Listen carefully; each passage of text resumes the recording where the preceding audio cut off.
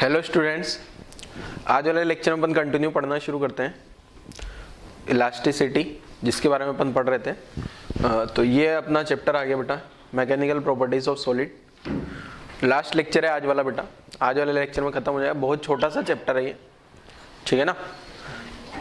Last lecture में अपन ने stress strain के बारे में पढ़ा, ब्रेकिंग स्ट्रेस के बारे में पढ़ा। ये सारी कहानी अपन लास्ट लेक्चर में पढ़। आज वाले लेक्चर में बेसिक इसका क्या है, एप्लीकेशन है, थोड़ा बहुत ये पढ़ना है, और साथ में स्ट्रेन एनर्जी क्या है इसके बारे में अपन समझेंगे, ठीक है। तो शुरुआत करते हैं बच्चों। तो सबसे फर्स्ट टॉपिक आता है, देखो क्या, थर्मल स्ट्रेस। थर्मल स्ट्रेस क्या है? थर्मल जो ये वर्ड यूज होता है ना बेटा, ये टेम्परेचर से रिलेटेड होता है। थर्मल वर्ड क्या है? टेम्परेचर। मतलब टेम्परेचर के कारण भी स्ट्रेस आ सकता है। कैसे आ सकता है? आप लोगों को मैंने पहले ऐसा कुछ बताया हो या आप लोगों ने पढ़ा भी होगा कि टेम्परेचर बढ़ाने पे क्या होता है। अगर आप टेम्परेचर बढ़ाओगे तो एक्सपेंशन होता है क्या? जैसे आप लोगों ने देखा होगा, पढ़ा भी होगा, ये जैसे पोल है, दूसरा पोल ये है, और दोनों पोल के बीच में ये इलेक्ट्रिसिटी वाले वायर है। तो ये वाले वायर ऐसे अगर विंटर में होते हैं, सर्दियों में ऐसे होते हैं, तो गर्मियों में कैसे हो जाते हैं? गर्मियों में ये वाले वायर जो है इस टाइप से हो जाते हैं, ठीक है। समर में ऐसा आप लोगों को पता होगा। क्यों होते हैं ये? क्योंकि समर में जो है टेम्परेचर बढ़ जाता है, और टेम्परेचर बढ़ने के कारण ये जो वायर है ये थोड़ा लेग कर जाते हैं। स्लैगिंग बोलते हैं इसको, स्लैगिंग या लेग, नीचे थोड़ा सा ये स्लैग, मतलब ढीले हो जाते हैं। मतलब जो पहले टाइट, विंटर में टाइट हो जाते हैं, ऐसी सेम कहानी आप लोगों ने हो सकता है ये भी पढ़ा हो कि जो पटरियों के बीच में गैप होता है, ये गैप रखा जाता है। रेल ट्रैक होता है ना, रेल ट्रैक, इस ट्रैक पर रेलगाड़ी चलती है, ठीक है। ये तो था कहानी अपने पास कब? विंटर की, ठीक है, विंटर में। अब यही ट्रैक वाला जो है बेटा, ये ट्रैक समर में क्या हो जाएगा? यही ट्रैक जो है ना, ये समर में ये इस टाइप से हो जाएगा, ठीक है। टेम्परेचर बढ़ने पे क्या होगा? लेंथ बढ़ेगा, और लेंथ बढ़ने से ये जो पटरियां हैं, ट्रैक है, ट्रैक का लेंथ भी बढ़ेगा, तो ये इस टाइप से हो जाएगी। इसलिए यहाँ पे क्या है ना, ये स्पेस लगा के रखते हैं। ये स्पेस इसलिए लगा के रखते हैं ताकि क्या हो, जब गर्मी होगा समर वाले सिचुएशन में तो उनका लेंथ बढ़ेगा। अगर ये गैप नहीं लगाता ना मैं, तो क्या होता है, पटरियां मुड़ जाती है। ऐसा आप लोगों ने 9th-10th में कभी पढ़ा होगा बेटा। मतलब कुल मिला के इतना सा बताना चाह रहा हूं मैं कि टेम्परेचर बढ़ाते हैं तो कोई भी ऑब्जेक्ट का लेंथ क्या होता है, बढ़ता है, ठीक है। टेम्परेचर बढ़ाने पे ऑब्जेक्ट जैसे लेंथ क्या हो जाएगा, जैसे ये वायर का लेंथ है, टेम्परेचर बढ़ाया तो ये ऐसा हो गया, ऐसे ही। तो आपको ये याद रखना है। और आगे एक चैप्टर आएगा पूरा का पूरा ही, चैप्टर का नाम होगा थर्मल एक्सपेंशन, उसमें सारी कहानियां पढ़ेंगे अपन, ठीक है। बट अभी इतना सा आपको याद रखना है क्या, कि टेम्परेचर में बढ़ाऊंगा तो लेंथ बढ़ जाता है। कितना बढ़ता है, क्या बढ़ता है, वो आगे कहानी समझेंगे अपन, ठीक है। तो इसको वैसे नोट करने की जरूरत नहीं है, बट चाहो तो आप लोग डायग्राम बना सकते हो, क्योंकि यहाँ थर्मल आ रहा है ना। थर्मल वर्ड जो है बेटा, ये थर्मल वर्ड का मतलब टेम्परेचर से रिलेटेड होता है। जहां भी थर्मल आ जाए मतलब कहीं ना कहीं टेम्परेचर इंक्रीज डिक्रीज करने वाला है। अब देखो अपन क्या पढ़ने वाले हैं यहाँ पे, जैसा अपन पढ़ रहे हैं स्ट्रेस। स्ट्रेस आपको पता है नॉर्मल फोर्स पर यूनिट एरिया। अब मान लो बच्चों अपने पास एक वायर है, ये वाला वायर है, ये वायर आ गया मेरे पास।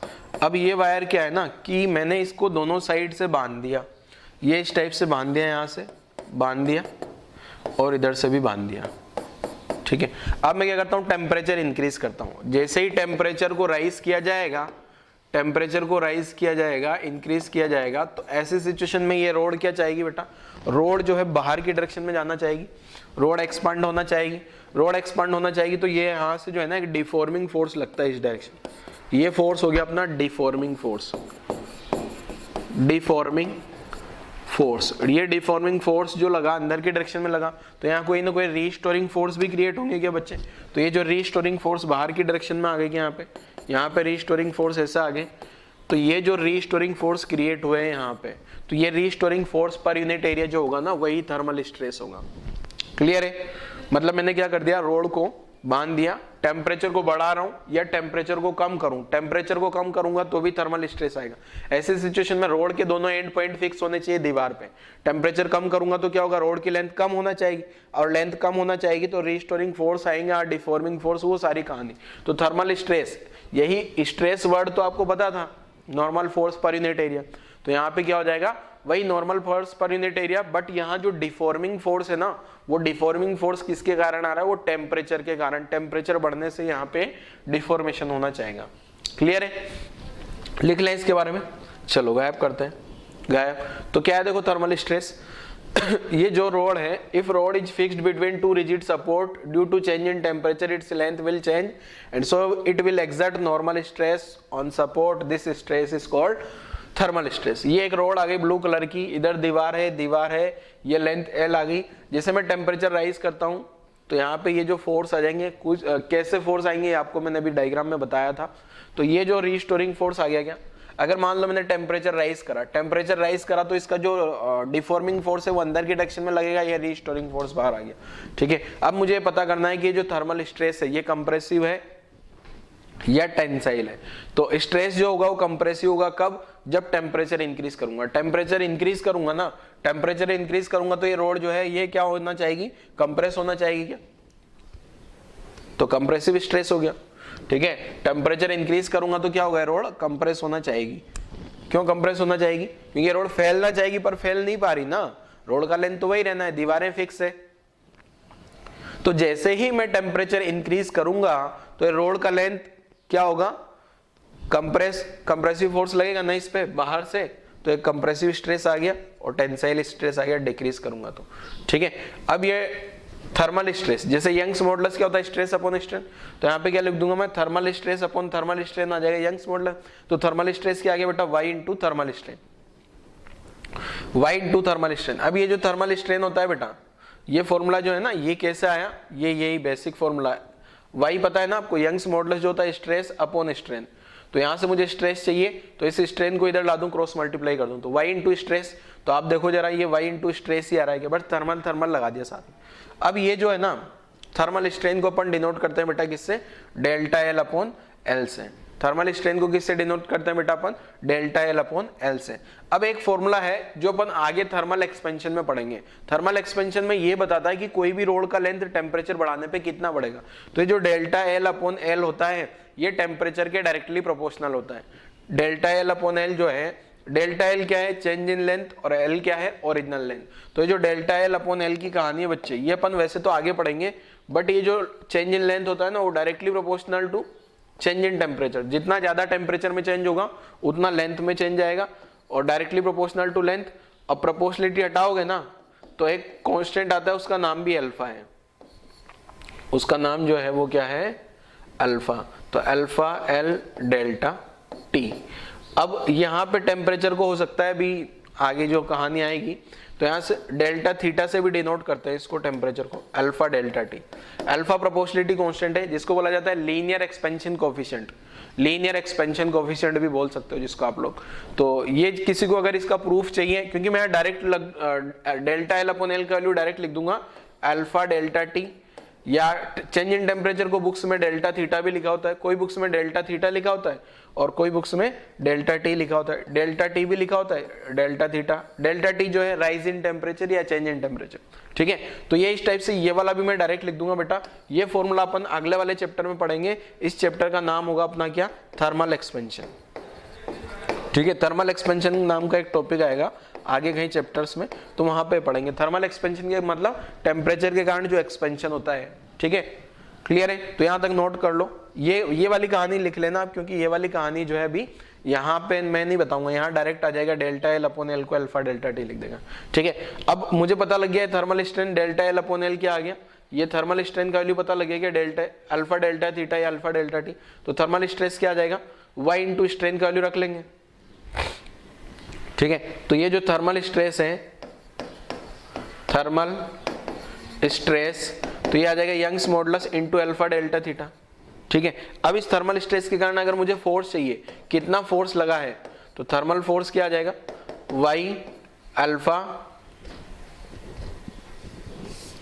y alpha delta theta into cross section area of road. ठीक है, ये इस टाइप का आ जाएगा। क्लियर है, ये वाला नहीं मिलेगा अभी आपको। ठीक है, ये जो आया ना, ये कैसे आया ये नहीं पता लगेगा, बाकी तो सारा स्लाइड में आ जाएगा। चलो ये आ गया, देखो अल्फा डेल्टा थीटा लिख दिया गया थर्मल स्ट्रेन को, एज अल्फा इक्वल टू, ये अल्फा फॉर्मूला जो है ना वो डेराइव करते हैं। थर्मल स्ट्रेस आ गया क्या, थर्मल स्ट्रेंथ का वैल्यू, डेल्टा थीटा जो है वो चेंज इन टेम्परेचर है, थर्मल फोर्स एक और मल्टीप्लाई कर लिया, ठीक है। तो इस टाइप से सारी कहानी हो गई कि अपने पास यहाँ पे ऐसा लिखा नहीं है तो आप लोग समझ सकते हो। डेल्टा थीटा क्या है, चेंज इन टेम्परेचर, टेम्परेचर में कितना चेंज हो रहा है, ठीक है। अल्फा को बोलते हैं coefficient of thermal expansion, coefficient of thermal linear expansion, ठीक है। लीनियर एक्सपेंशन कोफिशिएंट भी बोल सकते हो उल्टा, तो ये लिख लेना, ये स्लाइड में नहीं लिखा हुआ है तो, ठीक है। चलो अब इससे रिलेटेड एक क्वेश्चन कर लेते हैं अपन। क्वेश्चन में आपको क्या क्या दिया होगा बेटा, अल्फा दिया होगा क्वेश्चन में, थीटा दिया होगा, तो थर्मल स्ट्रेन इजीली निकाल सकते हो दोनों को मल्टीप्लाई करके, और यंग्स मॉडुलस भी दे दिया जाए तो थर्मल स्ट्रेस भी आ जाएगा क्या। थर्मल स्ट्रेन तो कैसे निकालोगे, अल्फा डेल्टा टी से, अल्फा डेल्टा थीटा से। क्वेश्चन में जनरली क्या दिया होता है बेटा, अल्फा दिया होता है और डेल्टा थीटा दिया होता है। अल्फा और डेल्टा थीटा अगर क्वेश्चन में दिया होगा, अल्फा दिया है डेल्टा थीटा दिया है, दोनों को मल्टीप्लाई करोगे तो थर्मल स्ट्रेन आ गया। साथ में अगर यंग्स मॉडुलस दिया तो थर्मल स्ट्रेस को यंग्स मॉडुलस से मल्टीप्लाई करोगे, थर्मल स्ट्रेस आ गया। और अगर उसका क्रॉस सेक्शन एरिया भी दिया है, ये वाला क्रॉस सेक्शन एरिया, तो उससे मल्टीप्लाई करोगे तो ये फोर्स आ गया, ठीक है। ये वाई अल्फा डेल्टा थीटा ये रहा ना थर्मल स्ट्रेन, ठीक है। तो यहां तक की कहानी लिख लो बेटा। फिर एक न्यूमेरिकल जो आएगा वो न्यूमेरिकल आपको ट्राई करना है, आसान सा न्यूमेरिकल है बच्चों, आप लोग ट्राई करोगे तो इजीली हो जाएगा, और नहीं ट्राई करोगे तो नहीं होने वाला है। न्यूमेरिकल से ट्राई करने पड़ेंगे आपको, ठीक है।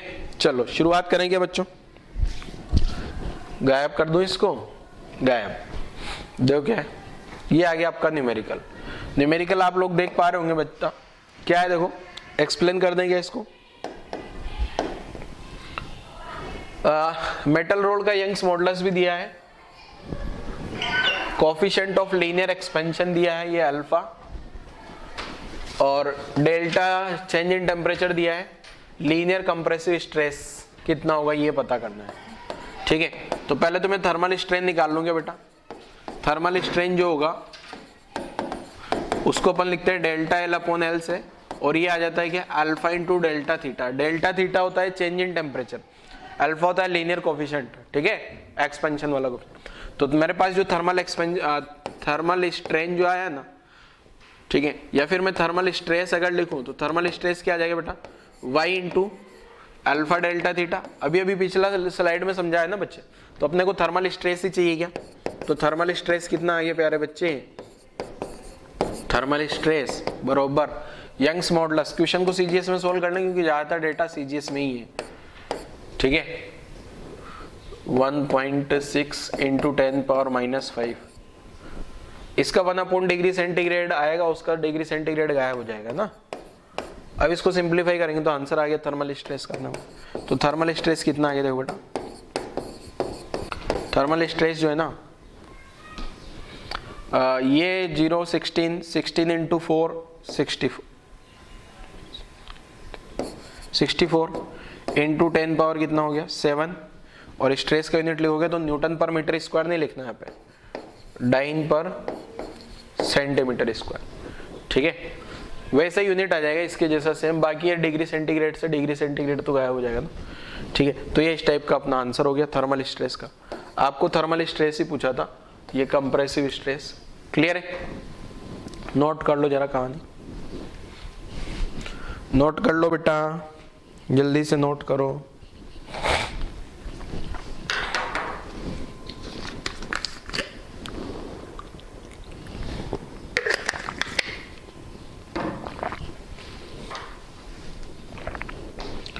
चलो नोट किया, वीडियो पॉज करो, नोट कर लो। चलो नोट कर लिया होगा। नेक्स्ट क्या है देखो, अच्छा नेक्स्ट में जो है ना,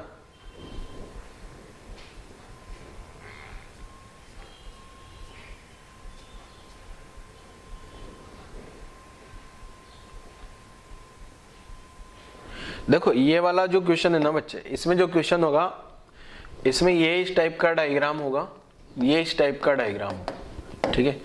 और यहाँ पे ये जो रोड है ना वो इस टाइप से लगी हुई है, तभी तो ये अपन जो है इसको प्रिवेंट कर पाएंगे, रोक पाएंगे ना एक्सपेंशन को, ठीक है, एक्सपेंशन रुक पाएगा। अब अगर मान लो ये एक्सपेंशन फ्री होता, जैसे क्वेश्चन में मैं एडिट कर रहा हूं, यही सेम क्वेश्चन लिख लेना आपको, बस मैं थोड़ा थोड़ा सा चेंज कर रहा हूं, ठीक है। कैलकुलेट लीनियर कंप्रेसिव स्ट्रेस, ठीक है, और बाकी क्या है देखो, क्वेश्चन को ध्यान से लिखना बच्चे, क्वेश्चन को अगर गड़बड़ लिख लिया तो फिर दिक्कत हो जाएगी। तो पहले तो मैं आपको ये समझाता हूं, यहाँ पे हो सकता है कुछ बच्चों के इसमें में प्रॉब्लम हो भी, कंप्रेसिव क्यों है सर ये। देखो बेटा, अभी आप टेम्परेचर राइज करेंगे ना, यहाँ क्या कर रहा हूं मैं, टेम्परेचर बढ़ा रहा हूं क्या, राइज बढ़ाने वाला सिंबल लगा देता हूं, टेम्परेचर बढ़ा रहा हूं क्या, तो टेम्परेचर बढ़ाने पे क्या होगा बच्चे, ये जो टेम्परेचर बढ़ाने पे, एक सेकंड, यहां से मैं क्या कर रहा हूं, टेम्परेचर राइज कर रहा हूं, तो ये डायग्राम बनाता हूं वापस से, ये जो है ना,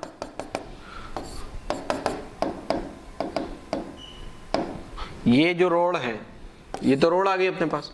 अब टेम्परेचर बढ़ने के कारण क्या होगा बेटा, ये रोड का लेंथ बढ़ना चाहेगा, पर बढ़ तो पाएगा नहीं, रिजिड सपोर्ट है तो अब बढ़ने, बाहर की डायरेक्शन से एक फोर्स लगेगा कि इस पर डिफॉर्मिंग फोर्स, ये आ गया डिफॉर्मिंग फोर्स, डिफॉर्मिंग फोर्स। ऐसे इधर से भी आ गया, ये क्या आ गया, डिफॉर्मिंग फोर्स। तो रीस्टोरिंग फोर्स किस तरह, कौन सी डायरेक्शन में आ जाएंगे, बाहर की डायरेक्शन में इंटरनल रीस्टोरिंग फोर्स आ जाएंगे क्या, ये internal restoring force, internal restoring force, ठीक है बेटा। तो यहाँ पे ये जो डिफॉर्मिंग फोर्स है, ये डिफॉर्मिंग फोर्स इसको क्या करना चाह रहे हैं, रोड को बताओ, कंप्रेस करना चाह रहे हैं क्या। तो ऐसी सिचुएशन में जो स्ट्रेस आया है ना, टेम्परेचर इंक्रीज करते हैं, तो इसको नाम बोलते हैं क्या, कंप्रेसिव स्ट्रेस, कंप्रेसिव स्ट्रेस, क्योंकि ये कंप्रेस करना चाह रहा है ना इसको, टेम्परेचर इंक्रीज होने पे। यही सेम कहानी अगर मैं टेम्परेचर को डाउन करता हूँ, टेम्परेचर को अगर मैं कम करता हूँ, टेम्परेचर को अगर मैं कम करूंगा तो क्या होगा बच्चे, यहाँ पे जो है ये जो रोड है ना, ये रोड का लेंथ क्या होना चाहेगा, कम, ये जो रोड है ये भी तो रोड आ गई, अब मैंने टेम्परेचर कम कर दिया, मतलब रोड का लेंथ कम होना चाहेगा। अगर रोड का लेंथ कम हो रहा है ना, तो ये रिजिड सरफेस क्या चाहेगी, ये एज इट इज बना रहे, तो इधर खींचेगी क्या है, तो ये डिफॉर्मिंग फोर्स ऐसा आएगा क्या, और डिफॉर्मिंग फोर्स ऐसा आ रहा है तो रीस्टोरिंग फोर्स अंदर की डायरेक्शन में लग जाएगा क्या, restoring force, internal restoring force, ठीक है। तो यहाँ पे ये जो रोड है ना, ये रोड का लेंथ क्या हो रहा है, बढ़ना चाह रहा है, तो ऐसी सिचुएशन में ये जो स्ट्रेस होगा, ये हो गया अपने पास टेंसाइल स्ट्रेस, ठीक है। अब इन्हीं सब चीजों को ध्यान में रखते हुए मैं अगला एक क्वेश्चन डिजाइन कर रहा हूं। अगर इतनी कहानी आपको बहुत प्रॉपरली समझ आई होगी ना, तब जाके आप अगला क्वेश्चन को सोल्व कर पाओगे, वरना अगला क्वेश्चन जो मैं बता रहा हूं उस क्वेश्चन का आंसर 99.99% स्टूडेंट्स गलत करते हैं। तो ध्यान से देखना बेटा, इसको लिख लो आप, नोट लगा के चाहो तो नोट लगा के पूरी कहानी लिख लो। फिर अगला क्वेश्चन करता हूं मैं, सेम पैटर्न का, सब कुछ सेम दूंगा, बस थोड़ा सा चेंज करने पे ही देखना आप कितना चेंजेस आ जाएंगे क्वेश्चन में, ठीक है। नोट करो जरा, ये नोट लगा के लिख लो, पहले वाला डायग्राम बना लो, फिर दूसरे डायग्राम में टेम्परेचर बढ़ाओ, और टेम्परेचर बढ़ाओगे तो कंप्रेसिव स्ट्रेस आएगा, टेम्परेचर कम करोगे तो टेंसाइल स्ट्रेस आएगा। अगर दोनों साइड रिजिड एंड फिक्स है, तो यहाँ रिजिड एंड है ये, ठीक है ना, ये रोड फ्री नहीं है। नोट करो बेटा। चलो अगला क्वेश्चन क्या बोल रहा हूं मैं, अगला जो क्वेश्चन है ये सब कुछ सेम है, रोड का वाई यही दिया है, मतलब यही रोड है, वाई दिया है, linear expansion coefficient, temperature calculate. अब क्या क्या चेंज करना है आपको, देखो, कैलकुलेट दी, ये स्ट्रेस, कंप्रेसिव नहीं दिया है, पता नहीं आपको कौन सा स्ट्रेस है, एक तो ये वर्ड हटा लेना, कैलकुलेट द लीनियर स्ट्रेस, ये वाली पूरी लाइन हटा देना, ये पूरी लाइन हटा देनी है। A metal rod of Y of linear expansion का temperature, calculate linear stress in free rod. Free rod का मतलब क्या है बेटा, ये जो रोड है ना, ये फ्रीली रखी गई है यहाँ पे। पिछले वाले में क्या था, दोनों साइड रिजिड सपोर्ट थे, पिछले वाले क्वेश्चन में क्या था, दोनों साइड रिजिड सपोर्ट थे। तो क्वेश्चन में चेंज कर लो जरा, ये क्वेश्चन पूछा हुआ है बेटा, एग्जाम वगैरह में आता है, आप बहुत जगह इस क्वेश्चन को देखोगे, बुक्स वगैरह सोल्व करोगे तो इस क्वेश्चन को पाओगे आप। तो क्वेश्चन क्या है, metal rod of Young's modulus दिया है, कोएफिशिएंट ऑफ लीनियर एक्सपेंशन दिया है, टेम्परेचर दिया है 20 डिग्री से बढ़ा दिया, calculate linear stress in free road. ये एक फ्री रोड है, इस फ्री रोड का मैं क्या कर देता हूं, टेम्परेचर बढ़ा देता हूं, कितना 20 से, तो इस फ्री रोड का कितना थर्मल स्ट्रेस इसमें जनरेट हुआ होगा ये आपको पता करना है। कैलकुलेट थर्मल स्ट्रेस लिख लेते हैं यहाँ पे, calculate thermal stress, calculate the thermal stress in free road. तो चलो ट्राई करो बच्चों जल्दी से, फटाफट से आप लोगों का आंसर आ जाना चाहिए। तो बहुत सारे बच्चे इस क्वेश्चन का आंसर वैसे ही लिख देंगे पुराने पैटर्न पे, थर्मल स्ट्रेस जो है ना वो ऐसा लिख देंगे y अल्फा डेल्टा टी, ऐसा लिख के पूरा सोल्व करेंगे तो पिछला वाला ही आंसर आ जाएगा। आपको लगेगा कुछ तो अलग है ही नहीं, बट बेटा ये वाला y अल्फा डेल्टा टी नहीं होगा इसमें आंसर, ये रॉन्ग है। अब ये रॉन्ग क्यों है उसके पीछे की कहानी समझते हैं। देखो बेटा यहाँ जो ये रोड है ना, ये जो रोड है, जैसे ही मैं टेम्परेचर बढ़ा देता हूं, जैसे मैं क्या कर रहा हूं टेम्परेचर इंक्रीज कर देते हैं, तो टेम्परेचर इंक्रीज करने पे ये फ्रीली एक्सपेंड हो जाएगी, फ्रीली क्या हो जाएगी एक्सपेंड हो जाएगी। इसमें कोई रीस्टोरिंग फोर्स नहीं आएगा, कोई रीस्टोरिंग फोर्स नहीं आने वाला, और रीस्टोरिंग फोर्स पर यूनिट एरिया ही तो अपना क्या होता है नो रीस्टोरिंग फोर्स, और रीस्टोरिंग फोर्स नहीं है तो थर्मल स्ट्रेस आएगा कितना 0, थर्मल स्ट्रेस आएगा अपने पास 0, स्ट्रेन भी नहीं आएगा, कोई स्ट्रेन नहीं आएगा, थर्मल स्ट्रेन भी क्या होगा थर्मल स्ट्रेन भी 0 होगा। बट इसका एक्सपेंशन होगा, एक्सपेंशन तो होगा, कितना एक्सपेंशन होगा डेल्टा एल अपॉन एल का वैल्यू निकाला जा सकता है, डेल्टा एल अपॉन एल अभी भी वही होगा, डेल्टा एल अपॉन एल का जो वैल्यू होगा वो अल्फा डेल्टा थीटा ही होगा। ये करेक्ट है, ये करेक्ट है, बट ये तो क्या है अपना, ये तो करेक्ट है, ये तो करेक्ट आ गया बेटा। थर्मल ये वाला फॉर्मूला वही है, delta L upon L equal to L, पर ये जो डेल्टा एल अपॉन एल यहाँ थर्मल स्ट्रेन नहीं होगा। क्यों नहीं होगा? क्योंकि ये तो फ्रीली एक्सपेंड कर रही है, कोई रीस्टोरिंग, अरे इसमें कोई डिफॉर्मिंग फोर्स ही नहीं आ रहा है यार। अगर डिफॉर्मिंग फोर्स नहीं है तो रीस्टोरिंग फोर्स नहीं होगा, रीस्टोरिंग फोर्स नहीं है तो थर्मल स्ट्रेस नहीं होगा, थर्मल स्ट्रेस नहीं है तो थर्मल स्ट्रेन भी नहीं होगा। क्लियर है कहानी? नोट कर लो जरा।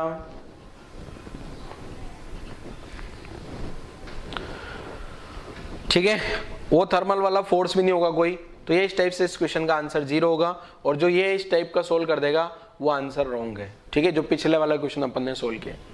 नोट कर लो जरा कहानी नोट करो यहां तक की, फिर अगले क्वेश्चन पे आते हैं।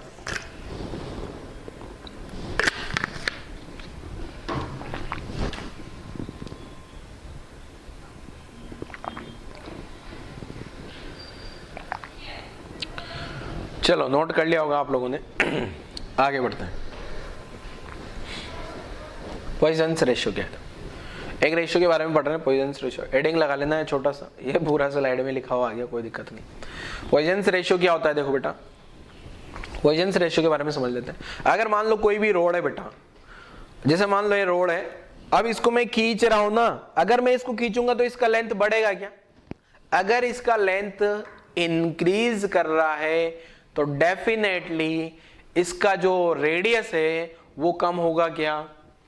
ठीक है, जैसे मान लो क्या है बेटा, ये एक रोड है, इस रोड पे आपने ऐसा फोर्स लगाया, ऐसा फोर्स लगाया, तो ऑब्वियसली इसका लेंथ क्या करेगा? इंक्रीज करके ये ऐसा लेंथ आ गया। बट इसका लेंथ तो क्या करेगा? इंक्रीज, और इसका जो क्रॉस सेक्शन एरिया या रेडियस है या डायमीटर है वो कम होगा क्या? ठीक है, तो अपन ने लॉन्गिट्यूडनल स्ट्रेन पढ़ा है। लॉन्गिट्यूडनल स्ट्रेन क्या होता है? लॉन्गिट्यूडनल स्ट्रेन होता है डेल्टा एल अपॉन एल, मतलब लेंथ में जो इंक्रीमेंट हुआ। ऐसे एक और आएगा, भी आ जाएगा लेटरल स्ट्रेन। लेटरल स्ट्रेन क्या होता है? इसका रेडियस में कितना कमी हुई, रेडियस में कमी हुई, अगर लेंथ बढ़ेगी तो रेडियस में कमी आएगी क्या? तो डेल्टा आर अपॉन आर, उसको बोलते हैं लेटरल स्ट्रेन। रेडियस में कमी बोल दो या डायमीटर में कमी बोल दो, डायमीटर भी कम होगा क्या? अरे डायामीटर क्या होता है बच्चे? रेडियस का डबल। तो change in diameter upon original diameter, या change in radius upon original radius, उसको बोलेंगे लेटरल स्ट्रेन। लॉन्गिट्यूडनल ने तो लेंथ बढ़ा दिया, लेटरल की वजह से क्या हुआ? उसका रेडियस कम हुआ, एरिया कम हुआ। अब इन दोनों का जो रेशियो आता है ना, उसको बोलते हैं Poisson's ratio, lateral strain upon longitudinal strain. तो देख लेते हैं जरा कैसे कहानी है इसकी। ये आ गया अपने पास, ये रोड आ गई बेटा। यहां जैसे भी कोई भी ऑब्जेक्ट लगाओगे, पहले उसका लेंथ L था, रेडियस R था, डायमीटर D था। मास अबे कहां गया रे, मास लगाने से क्या होगा, लेंथ इंक्रीज हो गया, कितना हो गया L plus delta L, means delta L से लेंथ बढ़ गया, रेडियस कम हो गया R minus delta R, diameter भी कम हो गया D minus. When a wire stretch by force along its length then its length increase but radius और diameter decrease as shown in figure. Diagram तो वैसे दोनों एक जैसे लग रहे हैं, इसका डायग्राम थोड़ा पतलू होना चाहिए था, पर ठीक है चलता है। ठीक है चलो आगे समझते हैं जरा। The ratio of change in radius to original radius is called lateral strain. तो लेटरल स्ट्रेन का फॉर्मूला क्या आ गया बेटा अपने पास, डेल्टा डी अपॉन डी या delta R upon R. Minus इसलिए लगा रहे हैं बेटा क्योंकि ये कम होगा क्या, अभी ऐसी सिचुएशन में इसका क्या हो रहा होगा, कम हो रहा होगा।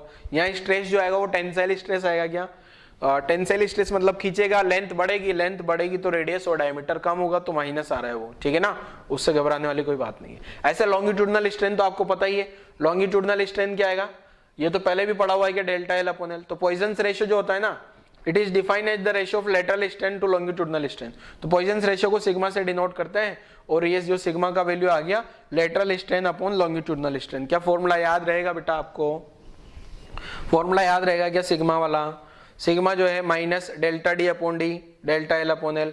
Negative sign indicates the radius of diameter and wire, ठीक है ना, रेडियस और डायमीटर क्या होगा, डिक्रीज करेगा वायर को स्ट्रेच करने पे। इसको लिख सकते हो आप लोग फॉर्मूला लिखने के बाद। पॉइजन्स रेशियो है नो यूनिट एंड डायमेंशन, इसका कोई यूनिट डायमेंशन नहीं है, दो स्ट्रेन का रेशियो है ये पॉइंट भी लिख सकते हो आप। देखो आपको क्या करना है, पहले यहां तक लिखो, ये फॉर्मूला आपको याद करना है, ये फॉर्मूला आपको याद करना है। चाहो तो आप इसको नीचे वाले को भी याद कर सकते हो,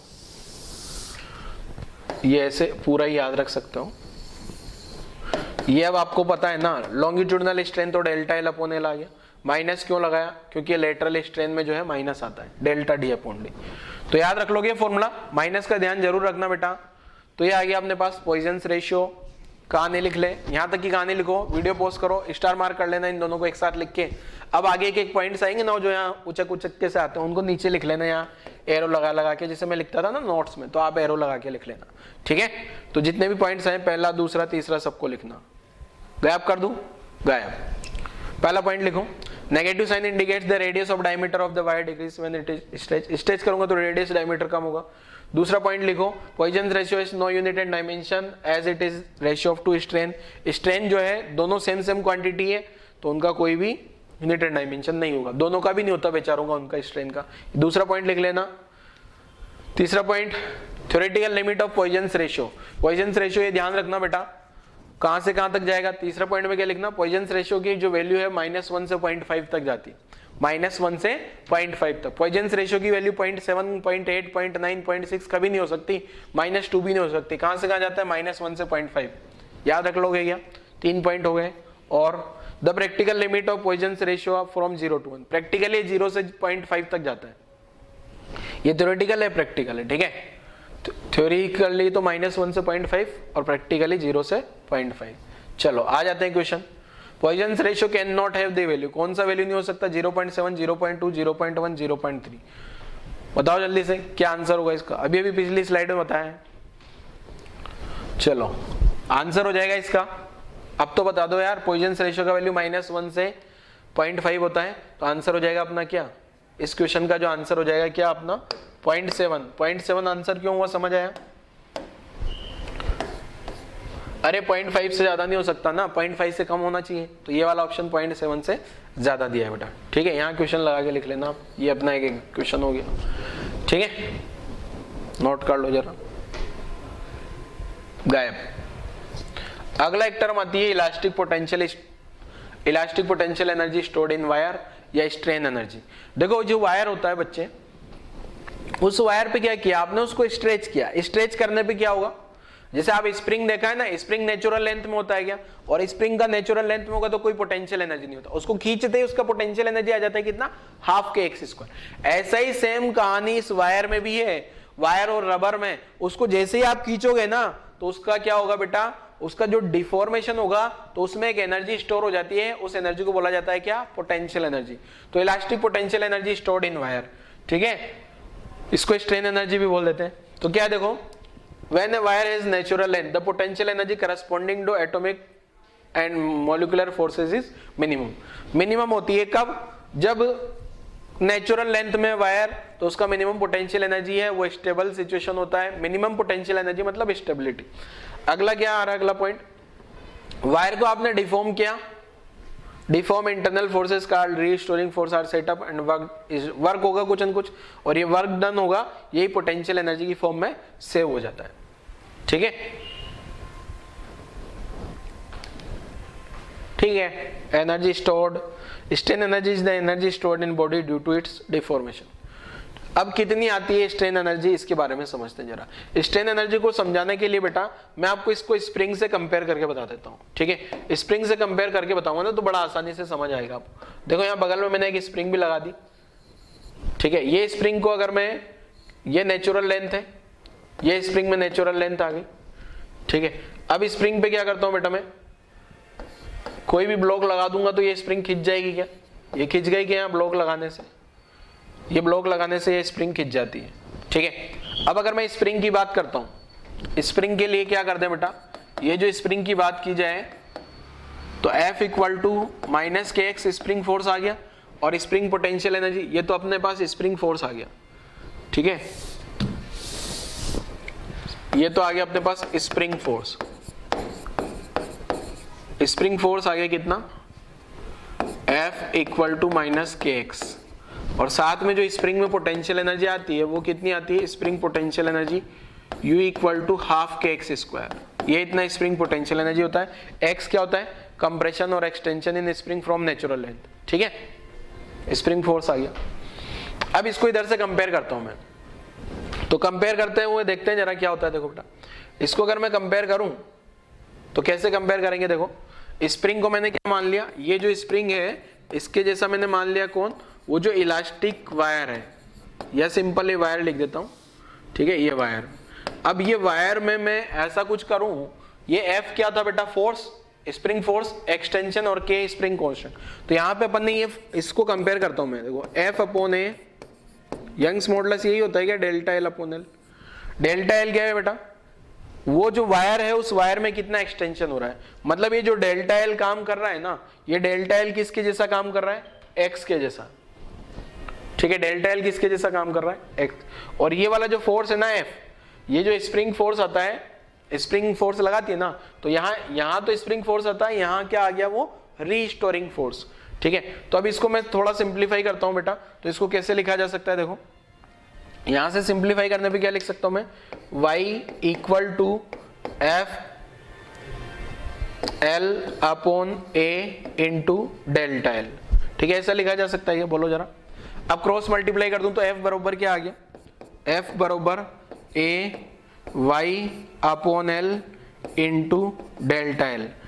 अब आपको बोला ना ये डेल्टा एल के जैसा ही है, तो इसका मतलब अगर देखा जाए तो अपने पास इसको अगर मैं स्प्रिंग फोर्स से कंपेयर कर दूं तो ये x तो ये डेल्टा एल का काम करेगा, मतलब कुल मिला के मेरे पास k का वैल्यू आ गया, क्या k का वैल्यू क्या आ गया बच्चे, इसको अगर मैं kx के जैसे लिख लूं तो ये जो मेरे पास k निकल के आता है, ये k का वैल्यू याद रखना आपको, k बराबर आ गया अपने पास ए वाई अपॉन एल। मतलब मैं क्या कर दूं बेटा, ये जो एक वायर है उस वायर को अगर मैं स्प्रिंग से कंपेयर करूं तो मेरे पास जो k निकल के आता है वो आता है ए वाई अपॉन एल, ठीक है। अब मेरे को क्या चाहिए बेटा, स्प्रिंग पोटेंशियल एनर्जी। तो स्प्रिंग पोटेंशियल एनर्जी क्या लिख दूंगा मैं, स्प्रिंग पोटेंशियल एनर्जी U बराबर 1/2 k इंटू एक्स स्क्वायर।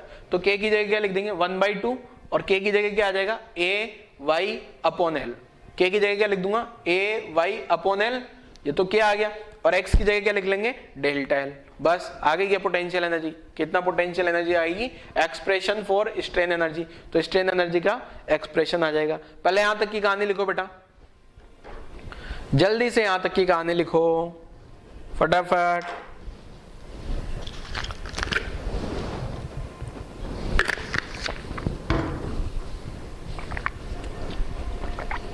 चलो लिखा आपने।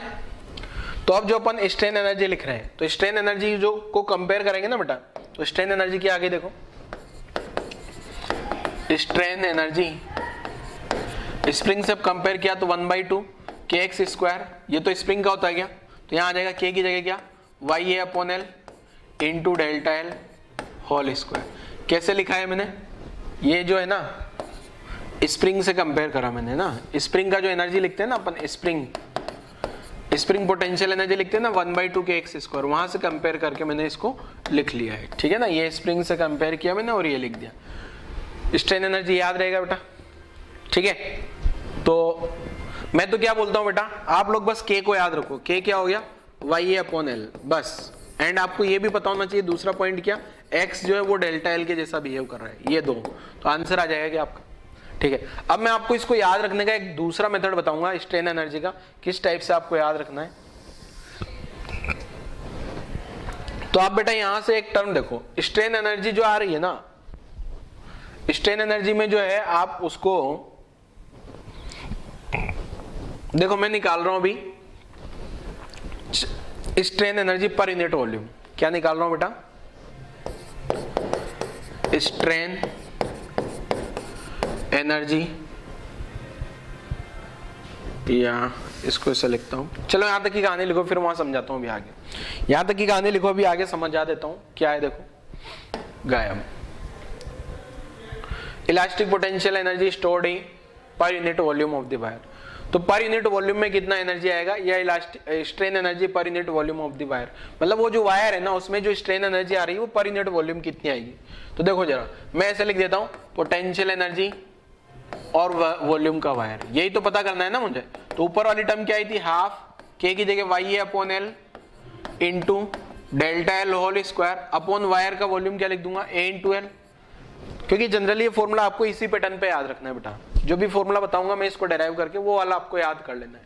तो यहां से पोटेंशियल एनर्जी अपॉन वॉल्यूम के आगे बेटा अपने पास potential energy upon volume calculate करूंगा मैं, तो ये एक एरिया से एरिया गायब हो गया, तो 1/2 y ये आ रहा है क्या 1/2 y, और ये आ रहा है delta L upon L whole square, ऐसा आ जाएगा क्या। देखो ये वाला एल और ये वाला एल मल्टीप्लाई हो गया, एल स्क्वायर हो गया, डेल्टा एल स्क्वायर आ गया, मतलब पोटेंशियल एनर्जी अपॉन वॉल्यूम जो मेरे पास आ गया ना, ये क्या आ गया बेटा 1/2 y, और ये डेल्टा एल अपॉन एल क्या है, स्ट्रेन है क्या बेटा, मैं पूरा नहीं लिख रहा हूँ, शॉर्ट में स्ट्रेन लिख देता हूँ, स्ट्रेन स्क्वायर, ठीक है। क्लियर है यहां तक की कहानी। दूसरा मैं चाहूं तो इसको ऐसे भी लिख सकता हूं, पोटेंशियल एनर्जी अपॉन वॉल्यूम जो है ना बेटा, यंग्स मॉडुलस को क्या लिख सकते हो 1/2 स्ट्रेस अपॉन स्ट्रेन, ऐसा भी लिखा जा सकता है क्या, इनटू स्ट्रेन होल स्क्वायर आ रहा है क्या। तो एक स्ट्रेन गायब हो जाएगा, तो potential energy per unit volume कितना हो जाएगा बेटा 1/2 स्ट्रेस इनटू स्ट्रेन, एक ये भी आ गया क्या। क्लियर है। एक और फॉर्मेट देखो इसका, तो इसका एक फॉर्मेट और देखो, पोटेंशियल एनर्जी अपॉन वॉल्यूम, तो हो गया 1/2। अब देखो 1/2 y इंटू स्ट्रेन स्क्वायर आ रहा था ना, तो अब मैं क्या करता हूँ, यहां से मैं अब स्ट्रेन को गायब करता हूँ, तो स्ट्रेस की टर्म में आंसर निकालता हूँ। यहाँ स्ट्रेस और ये स्ट्रेन को क्या लिखा जा सकता है, यंग्स मॉडुलस आप सबको पता है ना, यंग्स मॉडुलस क्या होता है, स्ट्रेस अपॉन स्ट्रेन, ठीक है ना। तो मैं स्ट्रेन की जगह क्या लिख दूं, stress upon Y, stress upon Y, ठीक है, ऐसा लिख सकता हूं ना स्ट्रेन की जगह। तो यहां से पोटेंशियल एनर्जी अपॉन वॉल्यूम क्या आ गया 1/2, या इसको ऐसे लिख दूं, मल्टीप्लाई होगा स्ट्रेस, तो ये आ गया स्ट्रेस स्क्वायर अपॉन 2y। तो ये तीन पैटर्न हो गए potential energy per unit volume के। तीनों पैटर्न में टिक करता हूं कौन कौन से, एक तो ये आ गया, एक ये आ गया और एक ये आ गया। तीनों में से कोई भी एक याद रख लो, पर मैं बोलूंगा कौन सा वाला याद करने के लिए, ये वाला। तो आप लोगों को मैं तो यही राय करूं, यही सजेस्ट करूंगा कि ये वाला रट लो आप लोग, काम तीनों के ही आते हैं, ठीक है। पोटेंशियल एनर्जी अपॉन वॉल्यूम क्या लिख देना है 1/2 स्ट्रेस इंटू स्ट्रेन, वॉल्यूम का मल्टीप्लाई कर देना है, ठीक है ना, क्योंकि वो YA upon L into delta L square वो फॉर्मूला थोड़ा अजीब सा लग रहा था। जो ये वाला फॉर्मूला है ना, ये वाला जो फॉर्मूला देखा है बच्चेपन, ये वाला फॉर्मूला क्या थोड़ा अजीब सा लग रहा है ना, इसलिए। तो आप यहां तक की कहानी लिखो पूरी, वीडियो पॉज करो 2 मिनट के लिए और पूरी कहानी लिख डालो जल्दी से, फटाफट फटाफट फटाफट वीडियो पॉज करो और जल्दी से फटाफट अपनी कहानी लिख लो पूरी है।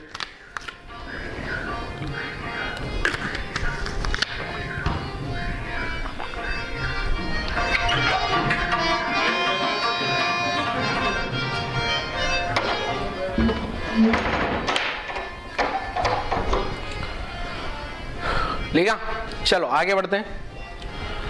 आगे क्या है देखो कहानी में, आपको फॉर्मूला जो याद रखना है ना बेटा, मैं बोल रहा हूं एक सिंगल फॉर्मूला याद रखना है। कौन सा? Potential energy per unit volume बराबर 1/2 स्ट्रेस इनटू स्ट्रेन। मैं तो बोलता हूं बस ये एक फॉर्मूला याद कर लो आप बस, ठीक है। ये फॉर्मूला आप लोगों को याद होना चाहिए। आगे सारे न्यूमेरिकल इसी से करेंगे अपन। यंग्स मॉडुलस ये सबको पता होगा, स्ट्रेस अपॉन स्ट्रेन, ठीक है।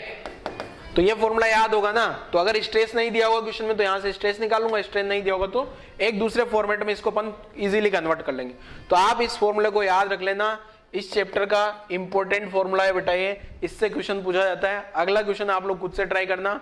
एक चीज ध्यान रखना, 1/2 स्ट्रेस इनटू स्ट्रेन, ये पोटेंशियल एनर्जी नहीं है, potential energy per unit volume है। तो पोटेंशियल एनर्जी का फॉर्मूला तो बड़ा उटपटांग सा आ रहा था। पोटेंशियल एनर्जी क्या आ रहा था देखो, मैं रिपीट करता हूं, 1/2 YA/L into delta L square. तो वो थोड़ा अजीब सा आ रहा था, ये थोड़ा सिंप्लीफाई हो गया अपने पास, बढ़िया मजेदार फॉर्मूला बन गया। 1/2 स्ट्रेस इनटू स्ट्रेन और पोटेंशियल एनर्जी निकालनी तो वॉल्यूम से मल्टीप्लाई कर लेना, ठीक है। कहानी नोट करो जल्दी से, ये फॉर्मूला नोट कर लिया हो तो अगले क्वेश्चन पे आते हैं। देखो नेक्स्ट क्वेश्चन क्या है, न्यूमेरिकल आसान सा, आप लोग ट्राई करोगे तो जल्दी से हो जाएगा। वीडियो पोस्ट करो, जल्दी से ट्राई करो क्वेश्चन को, वीडियो पोस्ट करो फटाफट से और क्वेश्चन ट्राई करो जल्दी बच्चों। 2-3 मिनट का टाइम है, सोल्व कर लो जल्दी से। आपको पोटेंशियल एनर्जी चाहिए, कितना पोटेंशियल एनर्जी आएगा, ठीक है ना। Energy stored in wire will be, तो कितना होगा देखो, चला चेक कर लेते हैं बेटा। मैंने बता रखा है आपको पोटेंशियल एनर्जी अपॉन वॉल्यूम लिखो आप तो बिंदास, कोई दिक्कत नहीं है। फॉर्मूला क्या है, 1/2 स्ट्रेस इनटू स्ट्रेन ना। अब देखो क्या क्या दिया है क्वेश्चन में, एरिया दिया है, लेंथ दिया है, 5 kg का वेट लगा दिया, यंग्स मॉडुलस दिया है, ठीक है, सारी कहानी खत्म। अब मुझे स्ट्रेस और स्ट्रेन निकालना है तो आंसर आ जाएगा। तो पहले मैं स्ट्रेस निकालता हूं बेटा।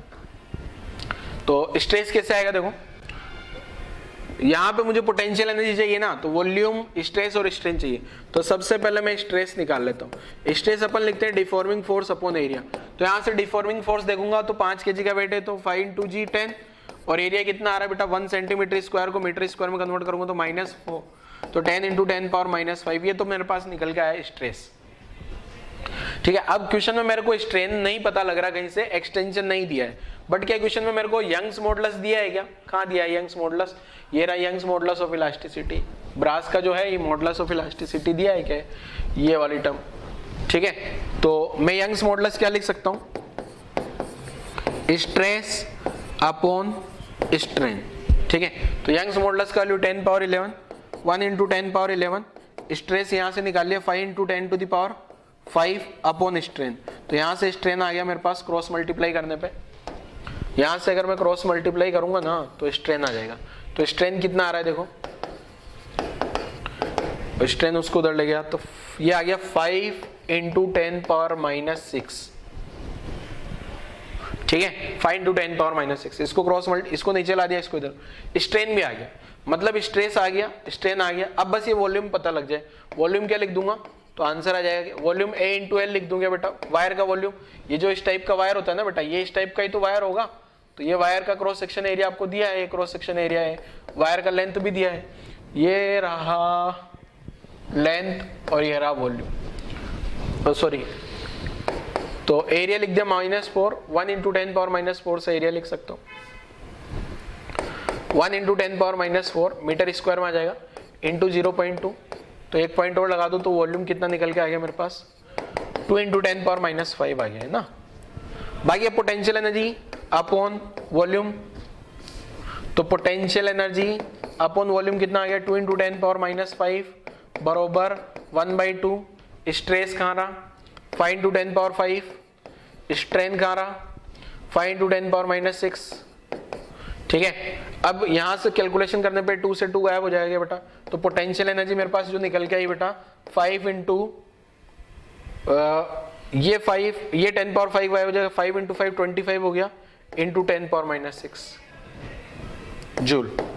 तो -6 को शिफ्ट करूंगा तो 2.5 आ गया क्या यहाँ पे, 2.5 इंटू 10 पावर -5, एक पॉइंट को मैंने शिफ्ट कर दिया, ये वाला आंसर हो गया क्या?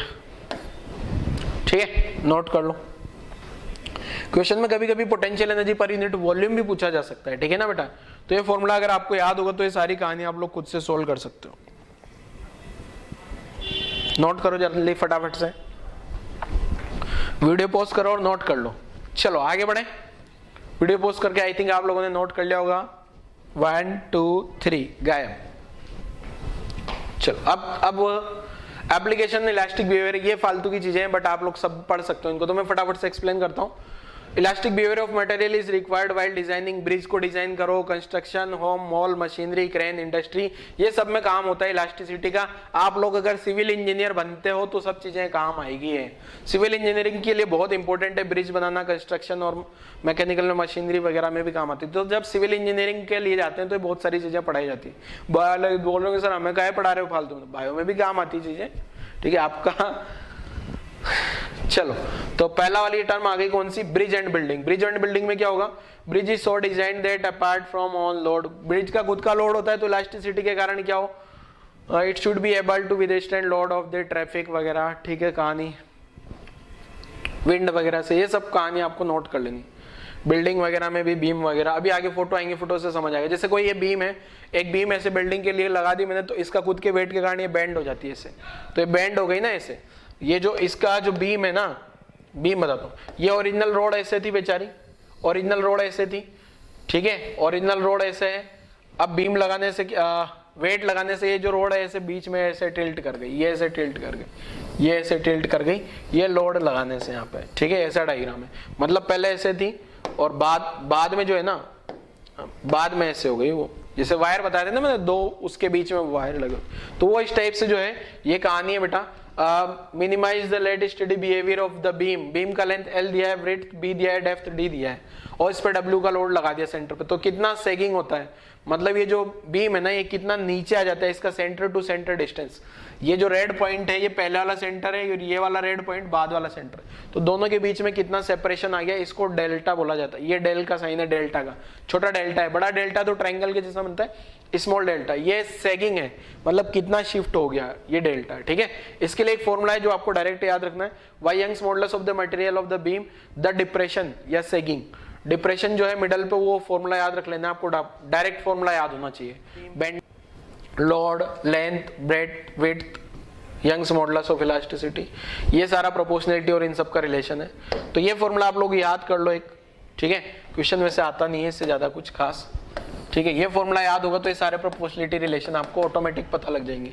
L क्यूब के प्रोपोर्शनल है, ये रहा L क्यूब, B के इनवर्सली प्रोपोर्शनल है, B रहा, ये D क्यूब के, ये D क्यूब, ठीक है। कहानी नोट कर लो, फॉर्मूला याद होना चाहिए बेटा, ठीक है। WL क्यूब, ये जो डिप्रेशन आया है, upon 4B D cube upon Y, L क्या है उसका लेंथ जो था, ये लेंथ आ गया, ये लेंथ आ गया, ठीक है। ब्रेड्थ एंड डेप्थ, ये डेप्थ आ गया, और ब्रेड्थ ये बोर्ड के प्लेन के परपेंडिकुलर, तो फॉर्मूला याद कर लो बस, बाकी तो कुछ नहीं है। आगे क्या है, बीम में नोट बी बेंड एप्रिशियली सो इसमें, बीम का कम बेंड करने के लिए क्या होना चाहिए, ब्रेड्थ और डेप्थ को लार्ज करना है, ठीक है। More effective being bending increasing depth, ठीक है। चलो ये उसका रीजन दिया है, दैट इज वाई गर्डर डाले जाते हैं ना, बड़ी बड़ी बीम जो डाली जाती है उसका जो है रेक्टेंगुलर क्रॉस सेक्शन रखा जाता है और लार्ज साइड रखी जाती है, ठीक है। Further when a girder is supported to its end, stress on the ends are maximum, obviously maximum होगा कहाँ पे, एंड पॉइंट पे, top and bottom are sufficiently stronger than inner part, ठीक है। चलो आगे बढ़ते हैं, अगला वाला पॉइंट आ जाता है क्या, मैक्सिमम हाइट ऑफ माउंटेन। ये वाली कहानी इतनी ज्यादा इंपॉर्टेंट नहीं एप्लीकेशन के लिए, तो फटाफट मैं निकाल रहा हूँ, ठीक है ना। मैक्सिमम हाइट माउंटेन मतलब पहाड़ी की मैक्सिमम हाइट कितनी हो सकती है। अब इसमें एक फॉर्मूला यूज होगा जो आप लोगों ने अभी तक नहीं पढ़ा है, तो बाई कंसिडर इलास्टिक प्रॉपर्टी मान ले रॉक की, और मैक्सिमम हाइट पता करने के लिए जो है एच मान लिया, H maximum height of mountain and rho density आ गई एवरेज डेंसिटी, जो भी मटेरियल लगा रहे हैं। तो shear stress on the rock at the bottom, bottom पे क्या होगा बेटा, जो रॉक का बॉटम वाला पॉइंट है ना, यहाँ से मान लो ये जो रॉक का ये वाला बॉटम वाला पॉइंट है, बॉटम वाले पॉइंट पे यहाँ प्रेशर आएगा। और आपको मैंने कल भी एक क्वेश्चन बताया था, कल या परसों वाले लेक्चर में कंप्रेसिबिलिटी और वो बढ़ाया था ना बल्क मॉडुलस, तो वहां मैंने बताया था जो प्रेशर में वेरिएशन आता है उसको ρgh कंसीडर कर लेना है। जो प्रेशर में चेंज आता है ना डेल्टा पी, आपको याद है बल्क मॉडुलस वाला फॉर्मूला जो आया था beta minus delta P upon delta V upon V, वैसे माइनस नीचे लगाते हैं माइनस यहाँ पे, तो ये जो डेल्टा पी है ना, ये जो डेल्टा पी आया है, इस डेल्टा पी को मैंने ρgh लिख लिया था। तो वही सेम है यहाँ पे भी, नीचे नीचे नीचे नीचे डेप्थ में जाने पे यहाँ पे जो आएगा ना यहाँ पे, तो वहां ये शेयर स्ट्रेस आ जाता है बॉटम पे ρgh।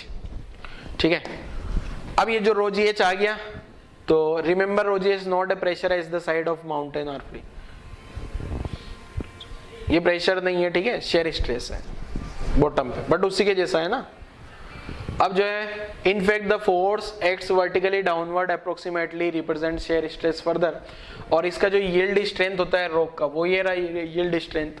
ठीक है, यील्ड स्ट्रेंथ मतलब मैक्सिमम स्ट्रेंथ इतना हो सकता है, उससे ज्यादा नहीं सह सकता। ठीक है, तो इक्वेशन 2 और 1 से जो स्ट्रेस है इसके बराबर करते हैं, जो मटेरियल वहां होता है रॉक में उसका डेंसिटी ऑलमोस्ट अपन ने ये मान लिया। ठीक है, 3 × 10⁻³ kg, और h का वैल्यू जो है, g का वैल्यू 10 पता है, यहाँ से कैलकुलेट करने पे जो ये जो हाइट आती है माउंटेन की, ये आ जाती है अपने पास कितना 10 किलोमीटर के आजू बाजू। ठीक है, तो ये आ भी गया, height of more than 10 kilometre, the height is more than height of the highest mountain on earth. Mount Everest का जो हाइट है ना वो 8.9 किलोमीटर, सबसे ज्यादा हाइट पे माउंट एवरेस्ट है, राजस्थान में ही है। ठीक है, ना ना ना वो तो माउंट आबू है यार, माउंट एवरेस्ट पता नहीं। ठीक है, इसका हाइट जो है 8.9 किलोमीटर है, उससे भी ज्यादा है, बट इससे कम ही होगा सब, है ना। चलो गायब। अब आ जाता है पिलर्स, ये पिलर वगैरह की सारी कहानी आप लोगों को लिख लेनी है फटाफट से, ये इस टाइप से डिजाइन किए जाते हैं ना, ये सारी डिजाइनिंग अपने को नहीं पढ़नी, बस ध्यान रख लेना है। ये फोटो सब समझ आ गए होंगे आपको। छोड़ो, आज का लेक्चर यही खत्म। ठीक है, तो आज का लेक्चर खत्म होते हैं कि साथ ही बेटा अपना क्या ये वाला जो चैप्टर है, कौन सा, मैकेनिकल प्रॉपर्टीज ऑफ सॉलिड, ये भी अपना खत्म हो जाता है। ठीक है, ये जो लास्ट में मैंने आप लोगों को एप्लीकेशन वाला पार्ट पढ़ाया है, इसको आप एक बार एनसीईआरटी से भी पढ़ सकते हैं। ठीक है, वरना स्लाइड पोस्ट करके सारी कहानी आप लोग लिखना चाहो तो लिख सकते हो, बट बाकी एप्लीकेशन पार्ट से इतना ज्यादा क्वेश्चन नहीं आता। ठीक है ना, इसलिए मैंने फटाफट से कवर कर दिया, क्योंकि इससे ज्यादा क्वेश्चन कॉम्पिटिशन में नहीं पूछे जाते, बट बोर्ड में पूछे जा सकते हैं। Explain application of elastic behaviour of materials, तो उनके बारे में ये सारा चिपका देना आपको। ठीक है बच्चों, वो फॉर्मूला याद रख लेना, वो डिप्रेशन वाला कितना डिप्रेस गया। ठीक है, और रॉक का माउंटेन का हाइट 10 किलोमीटर कैसा है, कैलकुलेशन ρgh। ठीक है, ब्रेकिंग स्ट्रेस, उसमें डेटा है यार, वो सारा डेटा थोड़ी आप लोगों को याद होगा। वो रॉक का आपको इतना पता लग गया ρgh अब इक्वल टू ब्रेकिंग स्ट्रेस या यील्ड स्ट्रेंथ। अब आपको यील्ड स्ट्रेंथ थोड़ी पता कितनी है किस मटेरियल की, ठीक है ना, एक तो वो नहीं पता, दूसरा उसका डेंसिटी भी नहीं पता, जी का वैल्यू सबको पता है, तो वो डेटा बेस्ड है, तो उसमें कुछ रटने वाली परेशान होने वाली बात नहीं है, बस आपको कॉन्सेप्ट पता होना चाहिए। ρgh आया क्वेश्चन में, आपको ρgh लिख लेना है, ρgh equal to yield strength. अब क्वेश्चन में यील्ड स्ट्रेंथ दिया होगा, जरूरी नहीं हर बार 10 किलोमीटर आए, क्वेश्चन में डेटा चेंज किया, थ्योरेटिकली तो कुछ चेंज किया जा सकता है ना। मान लो आपको बोल दिया जाए एक चट्टान जो बना रहे हैं अपन दूसरे मटेरियल की बना रहे हैं, हाइपोथेटिकल आर्टिफिशियल रॉक बना रहे हैं, तो फिर उसमें जो भी मटेरियल का यील्ड स्ट्रेंथ दिया हो इक्वल टू ρgh कर देना। ठीक है, कहानी समझ आई बच्चे? ये वाली कहानी बता रहा हूं मैं, यहाँ पे जो आया था ना, ये जो ρgh equal to yield strength किया ना अपन ने, यील्ड स्ट्रेंथ, तो यहाँ यील्ड स्ट्रेंथ जो भी मटेरियल का दिया उस मटेरियल का डेंसिटी आ जाएगा आंसर। ठीक है, एक ये वाला फॉर्मूला याद रख लेना आपको, कहाँ गया वो डिप्रेशन वाला। क्लियर है बेटा? तो आज वाला लेक्चर यही क्लोज करते हैं अपन, आज ही के साथ अपना चैप्टर भी क्लोज हो गया। नेक्स्ट चैप्टर आएगा अपना कौन सा बेटा? नेक्स्ट चैप्टर आएगा अपना फ्लूइड वाला, फ्लूइड के बारे में सारी कहानी समझेंगे। Thank you.